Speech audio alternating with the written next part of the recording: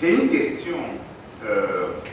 Après l'écoute de l'exposé des motifs, on nous a dit que la loi de 1997 qui réglementait les relations avec l'étranger est une loi qui était difficile d'application et que par conséquent c'est la raison, une des raisons pour laquelle on vient nous proposer cette loi uniforme. Alors ma question c'est de savoir, depuis 1997 jusqu'à nos jours, qu'en a-t-il été des infractions à la réglementation des changes? Est-ce qu'il y avait une sorte de laisser-aller et que les gens pouvaient faire ce qu'ils voulaient?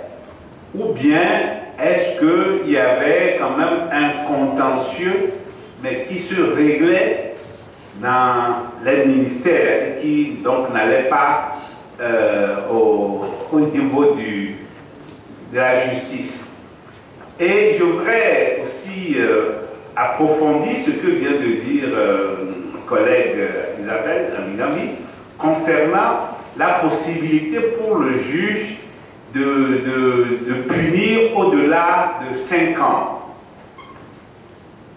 Moi, je crois que ce qui est dangereux dans cette disposition, c'est que cette disposition va créer une rupture d'égalité entre les justiciables.